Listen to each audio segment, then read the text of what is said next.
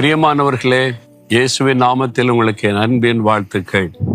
இந்த இடம் பார்க்குறீங்களா, ரொம்ப அழகா இருக்குல்ல. இந்த பக்கம் கடல், இந்த பக்கத்தில் ஒரு பெரிய மேம்பாலம், இந்த பக்கத்தில் ரயில்வே பாலம்.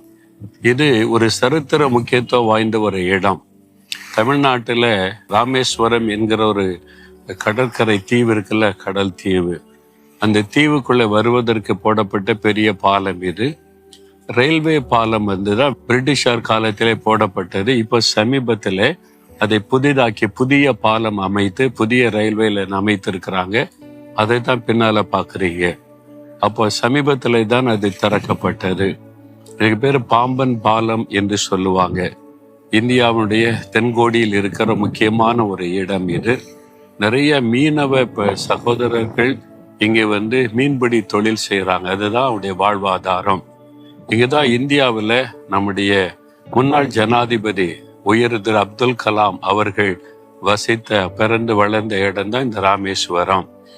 அது மாதிரி ஒரு சிறப்பு வாய்ந்த ஒரு இடம் இது. இங்கிருந்து உங்களோடு பேசுவது எனக்கு சந்தோஷம். இன்னைக்கு ஆண்டவர் என்ன வார்த்தை வைத்திருக்கிறார் தெரியுமா? 1 பேதுரு 4:7 ஜெபம் பண்ணுவதற்கு ஜாக்கிரதை உள்ளவர்களாயிருங்கள். ஒரு காரியத்துல என்ன சொல்லணும்னா ஜாக்கிரதை, கவனம் அப்படின்னு சொல்லுவாங்கல்ல.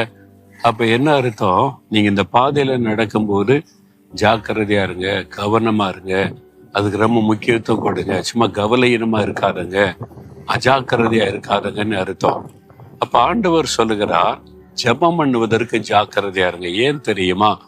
எல்லாவற்றிற்கும் முடிவு சமீபமாயிற்று. அதாவது உலகத்தின் முடிவு காலத்துக்குள்ள நம்ம வந்துட்டோம். ஆண்டவருடைய வருகையின் காலத்துக்குள்ள வந்துட்டோம்.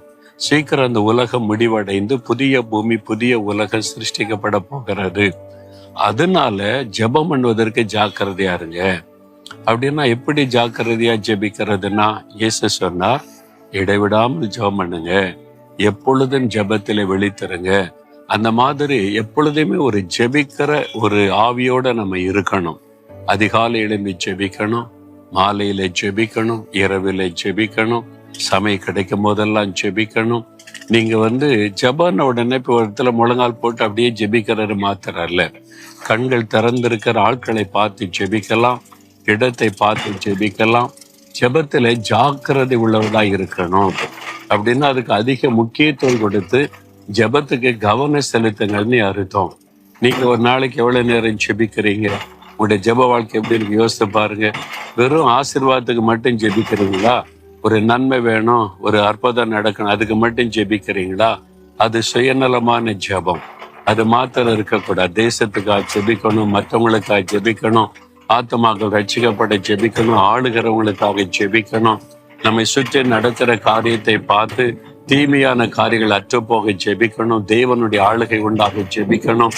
ஜெபம் பண்ணுவதிலே ஜாக்கிரதையா இருக்கணும் அப்படின்னு ஒப்பு கொடுப்பீங்களா? ஆண்டவரே, எல்லாவற்றிற்கும் முடிவு சமீபமாயிற்று, நான் ஜாக்கிரதையோட ஜெபிக்க ஒப்பு கொடுக்கிறேன்.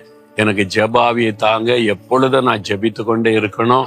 இன்றைக்கு நான் ஜெபிக்கிற காரியத்துல மாற்றத்தை பார்ப்பேன். எங்க வீட்டுக்குள்ள, வேலை செய்யற இடத்துல, வசிக்கிற இடத்துல, பிசினஸ் செய்யற இடத்துல, எல்லா இடத்துல ஆவிக்குரிய மாற்றம் வரணும். தேசத்துல நன்மை நடக்கணும்.